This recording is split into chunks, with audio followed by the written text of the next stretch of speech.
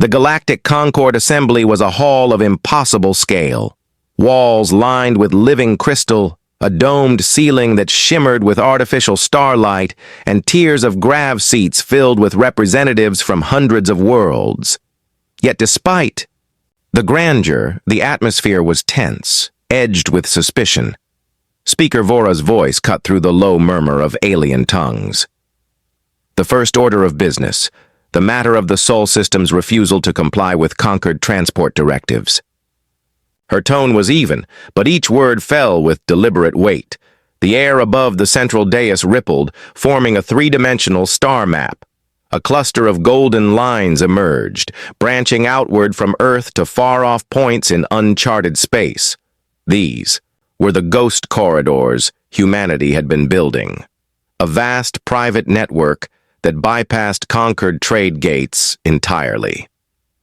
Vora turned her gaze toward Admiral Serath, seated in a reserved tier for military officials. Earth's Unified Council has declined 3 inspection requests.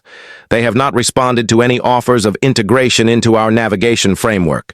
Their actions constitute a violation of interstellar law. Serath's angular features remained still, but his voice was sharp. It is more than a violation, Speaker. It is an open challenge.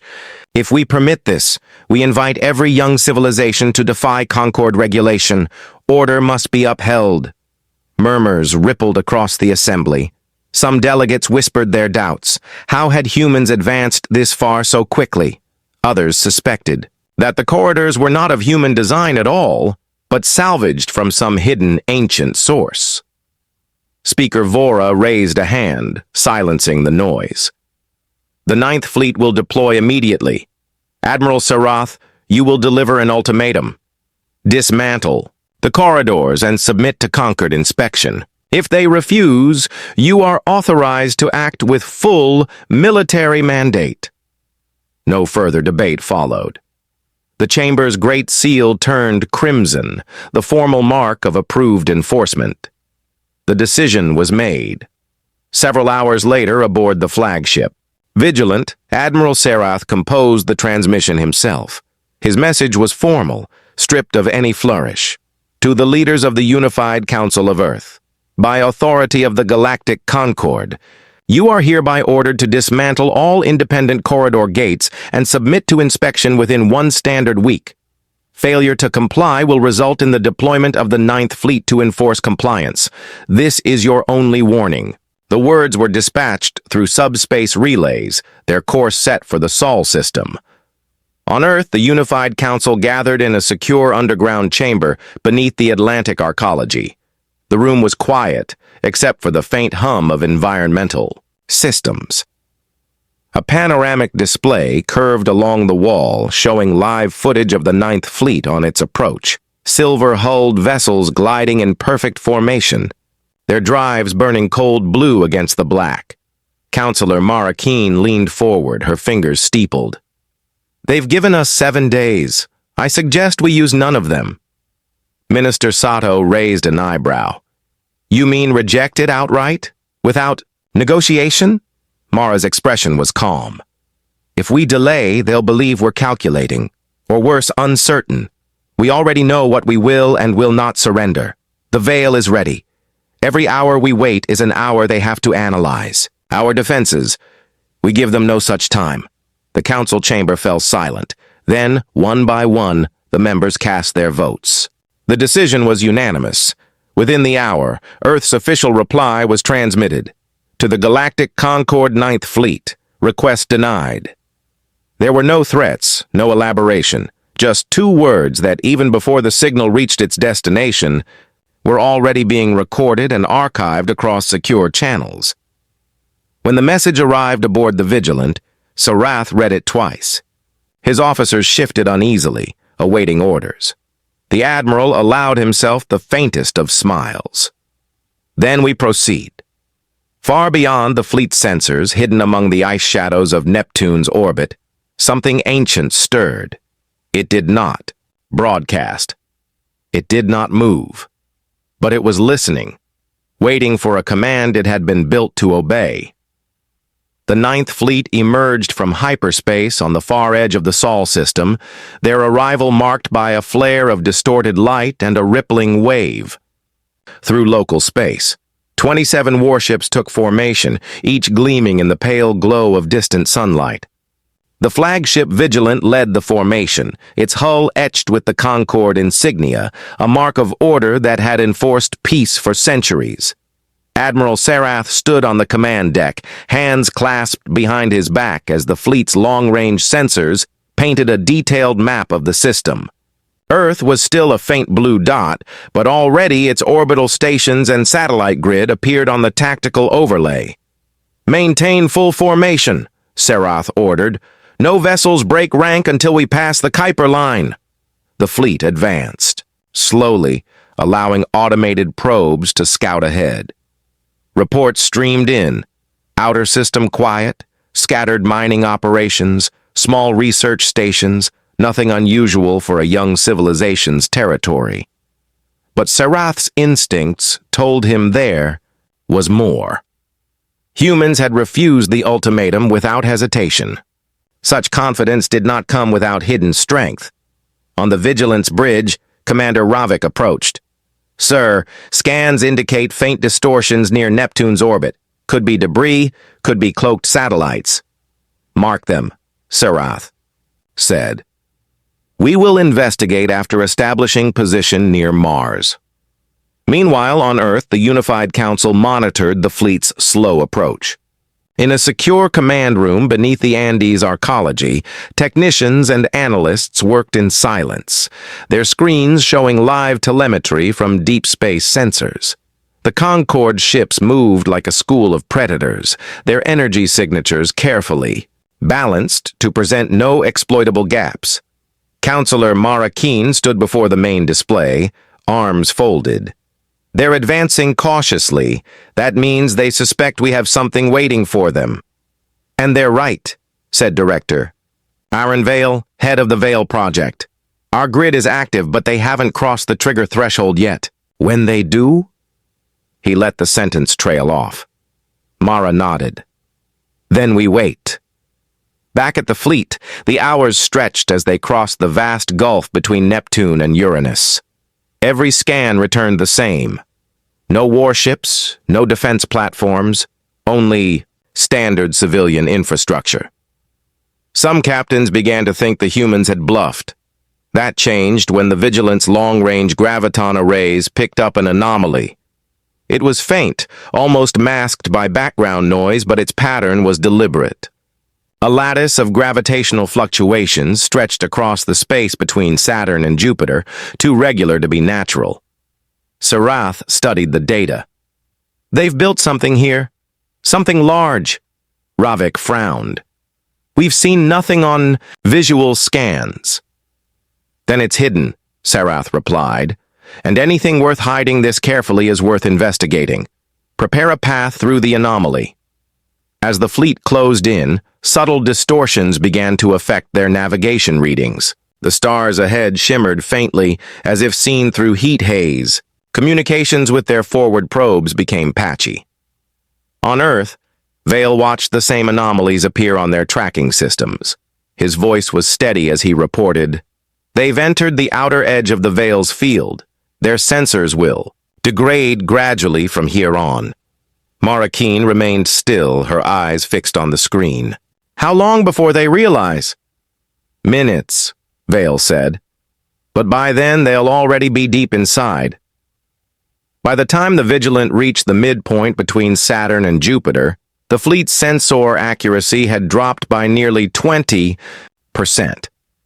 It was subtle enough that the data still seemed usable, but key readings, distance, velocity, spatial alignment, were now fractionally incorrect.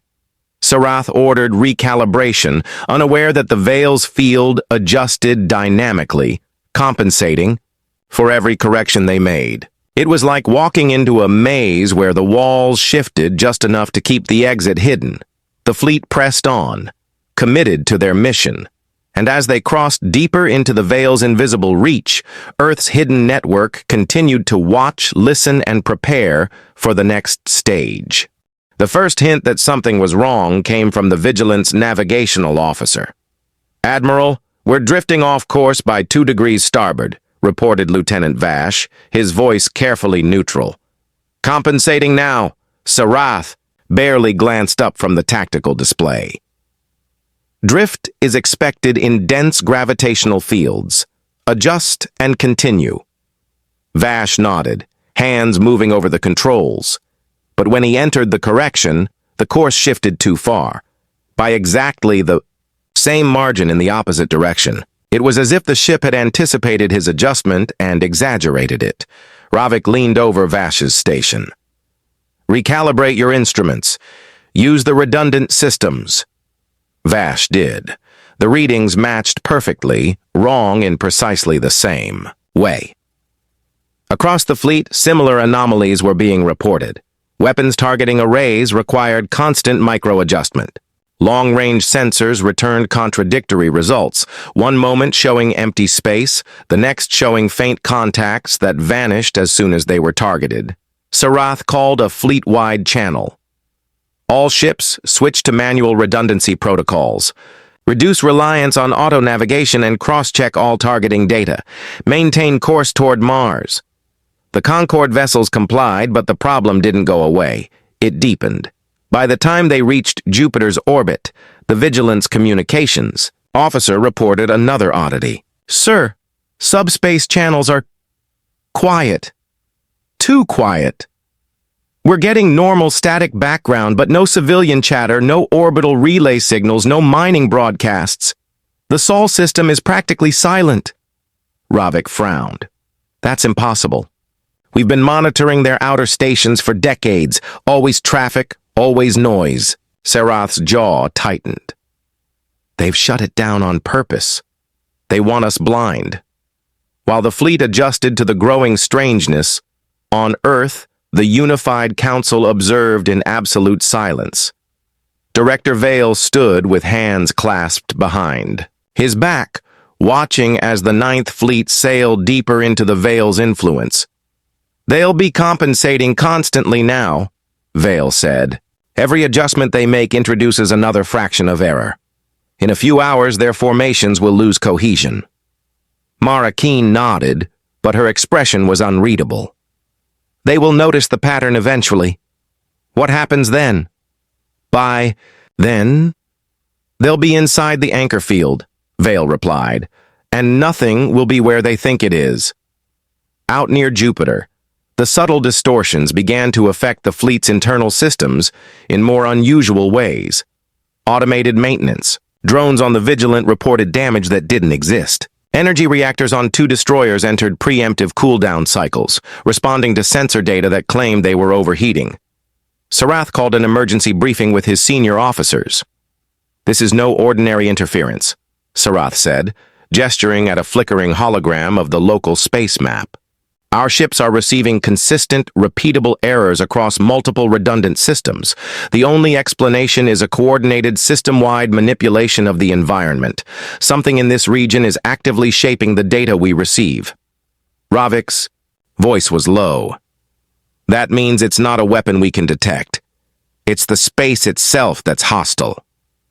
A quiet moment passed as the officers absorbed the implication. "Sir," Vash said hesitantly, "if this is deliberate, the source must be enormous, large enough to project a stable field over millions of kilometers. And yet, our scans show nothing." Sarath stared at the empty space on the map between Jupiter and Mars. "Then we find it.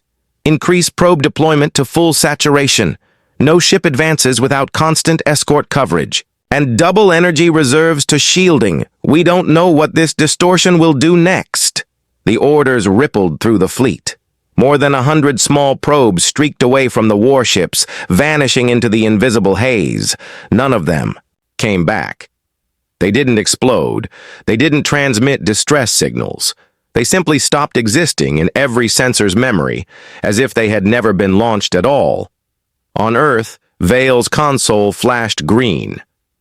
"They've crossed the threshold. The Veil has full lock." The first ship vanished without fanfare. One moment, The destroyer Halion was holding position off the Vigilant's starboard flank, its running lights steady, its drive emissions a crisp blue flare. The next moment, the space where it had been was empty. No explosion, no debris, no flash of energy, just absence. On the Vigilant's bridge, the sensor officer looked up sharply. "Admiral, I've lost the Halion."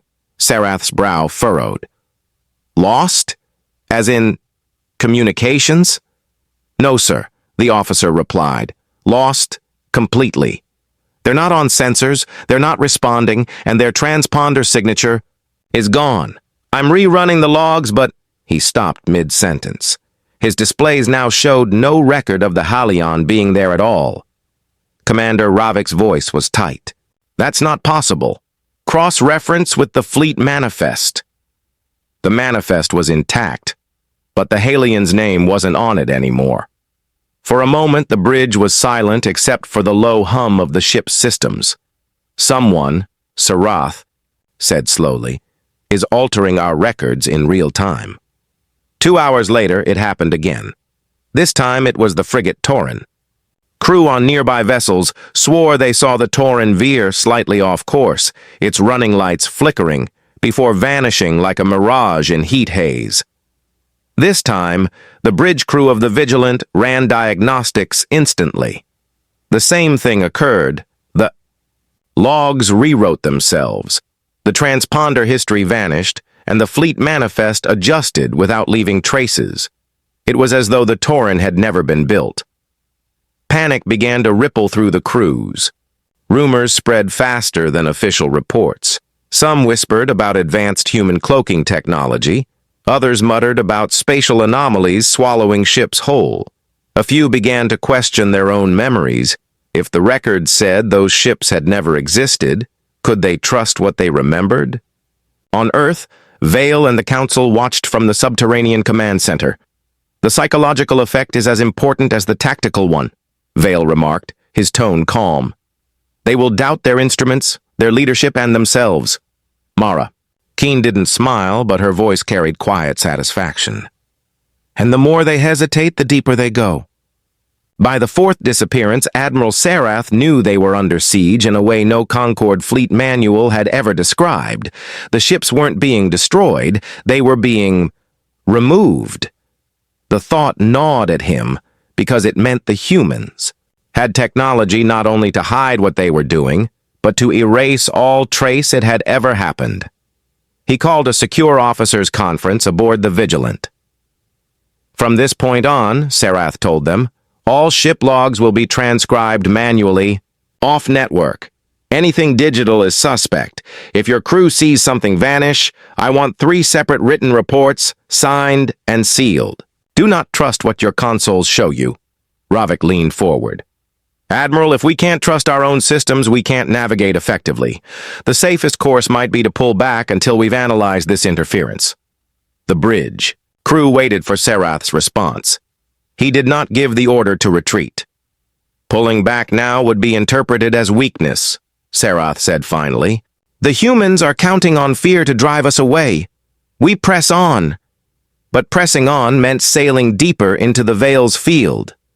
The distortions worsened.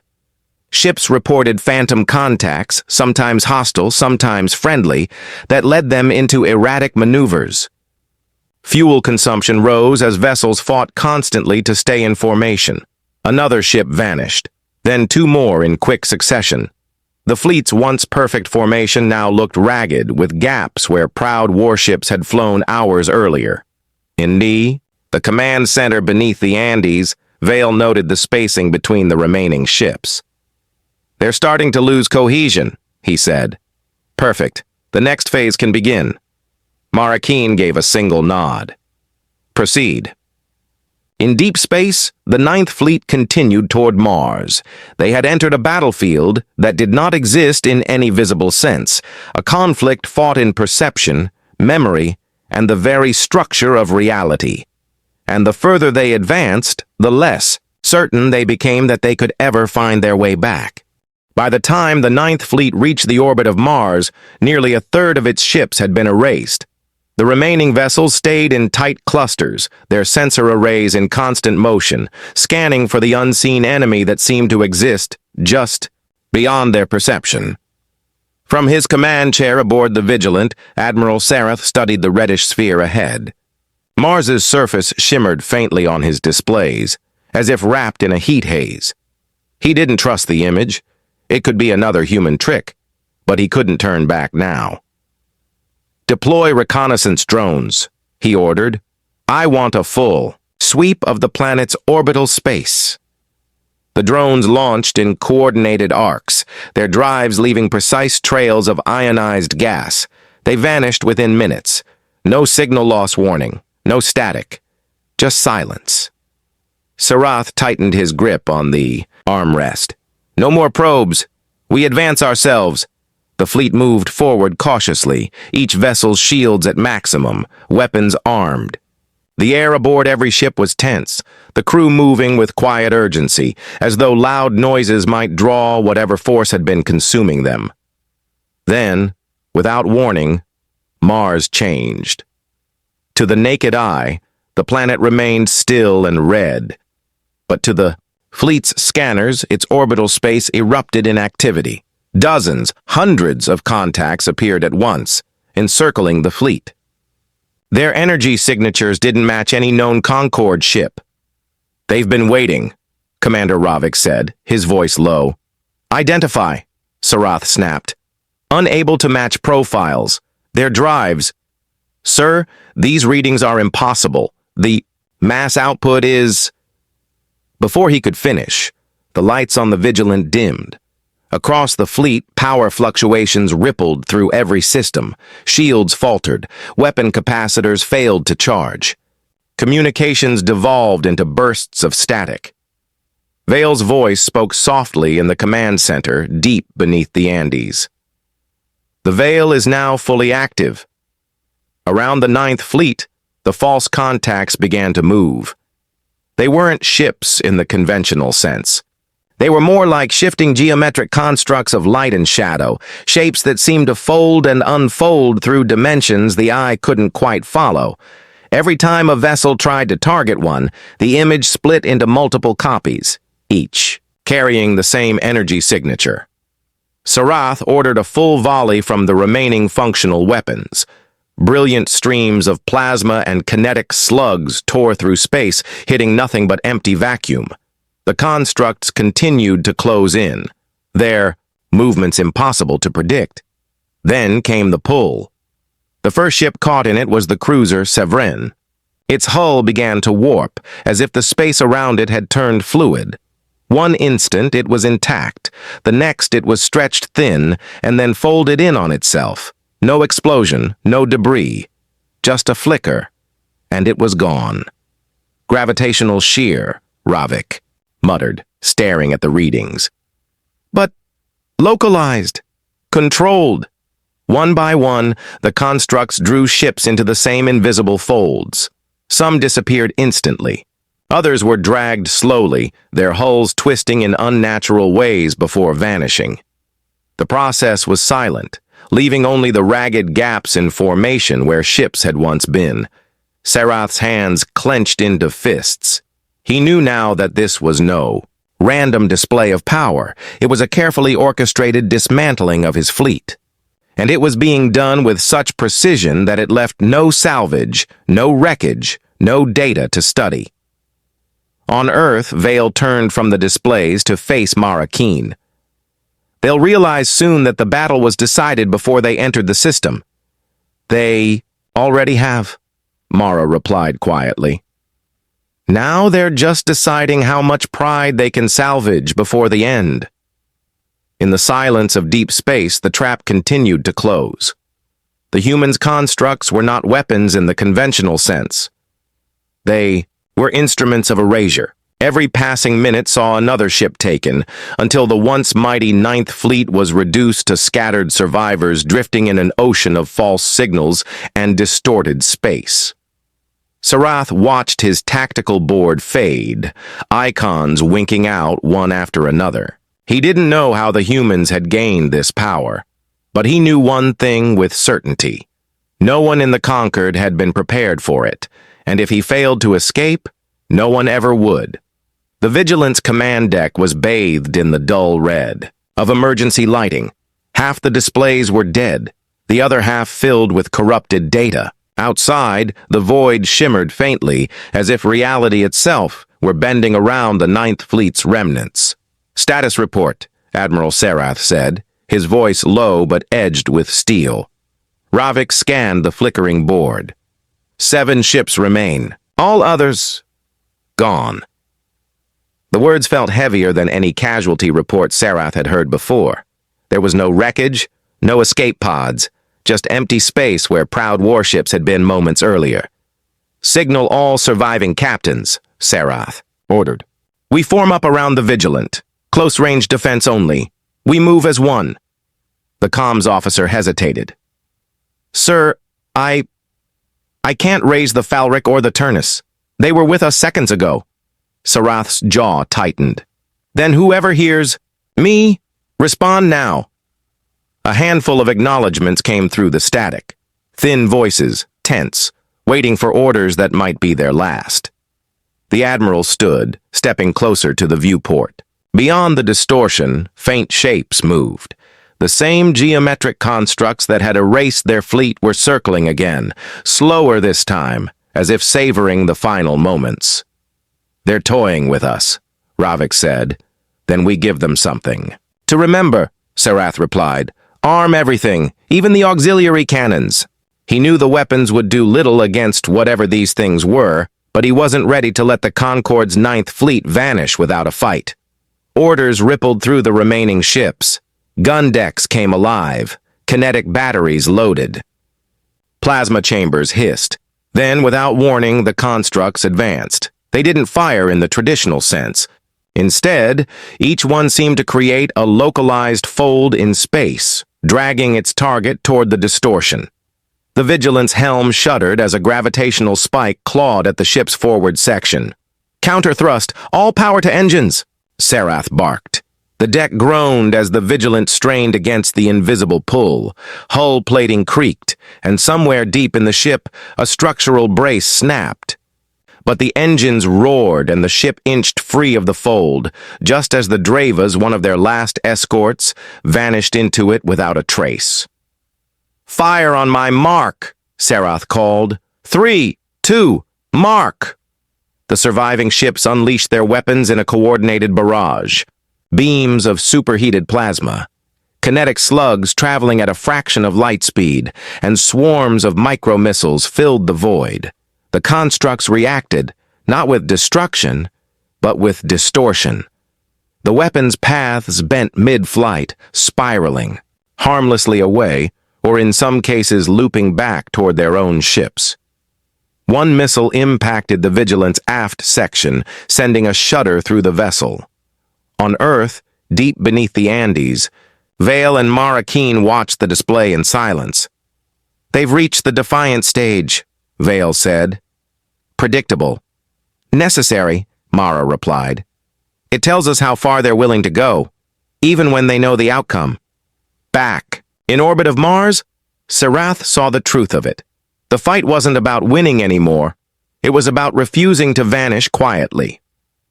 "Open a channel," he said. "To who, sir?" the comms officer asked. "To whoever's doing this," Sarath said firmly. Static hissed for several seconds. Then, impossibly, a voice spoke, not through the comms, but inside every mind aboard the Vigilant. Calm, clear, and distinctly human. "You were warned," it said. "Leave or share the fate of those already taken." The bridge crew froze. The voice wasn't mechanical. It carried a weight of certainty, as though the speaker knew the outcome already. Sarath straightened. "This is Admiral Sarath of the conquered Ninth Fleet. We do not retreat." There was a pause. Then the voice replied, "Understood." The constructs moved again. Faster this time. The Falric was taken instantly. The Jurin followed seconds later. The fleet was down to 3 ships. Sarath gripped the command chair. If this was their end, then they would meet it facing forward, weapons firing, defiance burning brighter than fear. The Ninth Fleet turned toward Mars and advanced. The Vigilant led the last 3 surviving ships of the Ninth Fleet through the silent dark toward Mars. Admiral Sarath's jaw was locked, his expression a mask of focus. Each captain had sent their farewells, brief, unadorned messages, stripped of hope, but rich with resolve. They all knew this was not a battle to win. It was a final act to ensure their stand was remembered. Ravik broke the silence. "Admiral, if they wanted us gone, they could have erased us already." Sarath didn't look away from the viewport. "They want to know what we'll do with the time we have left." Beyond Mars' dusty glow, the constructs formed a shifting perimeter. It was not a blockade. It was a boundary, like a cage without visible bars. Inside the perimeter hung an emptiness that felt almost alive, as though the void itself was watching. "Helm, accelerate," Sarath ordered. "Push through their line." The Vigilant surged forward, the other 2 ships matching speed. Weapons charged. Shields braced. The crew moved with mechanical precision, their training holding fast against the surreal threat ahead. The constructs reacted, drifting into new positions. The motion was deliberate, like chess pieces shifting to close. A trap.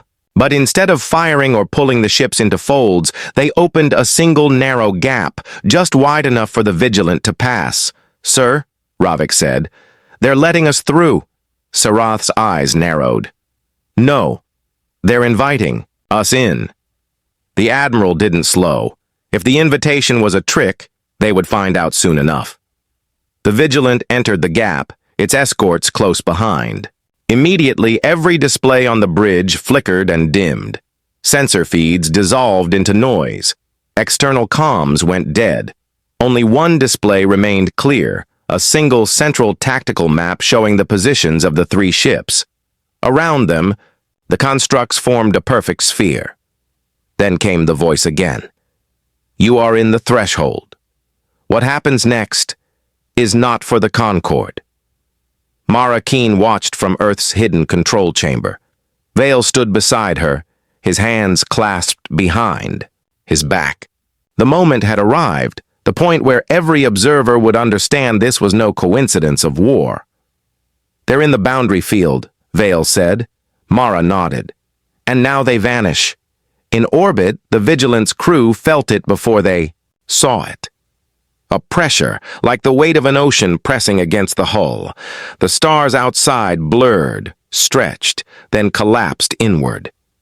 One by one, the ships began to fade, not into light, but into absence. The Faris went first, its outline crumbling into threads of darkness, before dissolving completely. The Huron followed moments later, disappearing with the faintest ripple, in the void. Only the Vigilant remained. Sarath opened a secure channel to his personal log. His voice was steady, even as the walls seemed to melt into black. To the Concord High Command, the Ninth Fleet faced a force beyond comprehension. This was not war, this was judgment. The voice spoke again, soft, final. "Your choice is made." The bridge crew felt themselves unmoored, as though their bodies had become weightless memories. The consoles faded from sight. The deck underfoot ceased to exist. Sarath closed his eyes, picturing the Concord's banners, the crews he had commanded, the stars he had crossed, and then, nothing. From Mars' orbit, the Vigilant was simply gone. No explosion, no debris. The constructs dissolved into the void as though they had never been there at all. In the Andes command chamber, Mara exhaled slowly. "The Ninth Fleet has been concluded." Vale tapped a control panel, sealing the chamber's logs. "The Council will demand answers, but all they will have is silence." Outside, Earth's skies remained peaceful. Ships crossed orbits, cities glowed, the planet turned, and somewhere, far beyond known space, the Ninth Fleet drifted in a place no conquered map would ever mark. The Council of the Galactic Concord assembled in emergency session. For the first time in centuries, there was no ceremony to open the meeting, no speeches, no ceremonial music, just silence, and the faces of those who had received the Ninth Fleet's last position report. Speaker Vora's voice was low but carried, to every seat. The Ninth Fleet has ceased all transmissions. Search teams report no trace, no wreckage, no residual drive signatures. It is as if they were removed from reality itself. A representative from the Kareth worlds leaned forward. Are we to believe an entire battle group simply ceased? Vora glanced at the holomap in the center of the chamber. A faint sphere of red glowed where the fleet had vanished, ringed by hundreds of Concord probe icons, each one marking the failure of a recovery attempt. The truth, she said, is that we do not know, but the coordinates are clear. It happened within Earth's declared boundaries. The room shifted with murmurs, some fearful, some angry. The idea that a frontier world could erase a Concord fleet without even appearing to fight was unsettling in a way that no war had ever been. In private corridors after the session, whispers spread faster than any official statement. Words like prohibited technology and pre-contact relic echoed through the halls. Some claimed Earth had unearthed a device from an ancient civilization. Others suggested they had learned to command the very fabric of space. On Earth, the unified council met in their subterranean chamber. Mara Keen sat at the head of the table, reviewing the final surveillance feeds from Mars' orbit. The constructs had vanished precisely on schedule. The chamber lights reflected in her calm expression, but her eyes stayed fixed on the display. Status of the Veil network? She asked. A systems officer replied without hesitation. Operational. No trace left for Concord sensors. From their perspective, the event was a complete spatial erasure. Veil folded his arms. The Concord will respond with diplomacy before force, at least until they understand what happened. That buys us time. Mara allowed a small, satisfied nod. Time is all we need. They saw what we wanted them to see. Absolute consequence. Without visible aggression, that is more dangerous to them than any open battle. A courier drone arrived an hour later carrying a message from the Concord. It was not an ultimatum. It was a formal request for discussion on mutual stability and boundary respect. Mara read it twice before smiling faintly. They're not asking for surrender. They're asking for rules. The Council agreed to send a brief reply. Earth is willing to discuss mutual stability. The Veil stands. No explanations, no apology, just a simple acknowledgement, leaving the Concord to interpret the words however they wished. Weeks passed. Concord fleets shifted positions far from Sol. Trade convoys gave Earth's claimed corridors a wide berth. And yet, no blockade came. No invasion, force, no follow-up ultimatum. Instead, ambassadors began arriving in small, unarmed craft. They spoke of new understandings and practical boundaries, careful not to mention the Ninth Fleet directly. For the Concord public, the loss became a shadow, a thing not fully spoken of, but never forgotten. The official record read that the fleet met unknown conditions incompatible with continued operations. Unofficially, the Ninth Fleet became a warning told in quiet voices in every starport. Do not test Earth's patience. In her private quarters, Mara stood before a panoramic window overlooking the Atlantic Arcology's towers. Far beyond the clouds, the Veil's hidden network rested, silent, invisible, waiting. She spoke softly, though no one else was present. We didn't reject their ultimatum. We replaced it with our own. And somewhere, in the unreachable expanse, beyond mapped space, the Ninth Fleet existed in a place without time, frozen, aware, and unable to return. They would serve as the silent guardians of Earth's greatest secret, though the galaxy would never know. Earth turned beneath the stars, patient and unafraid. The message had been sent. The galaxy had heard it. And for now, that was enough.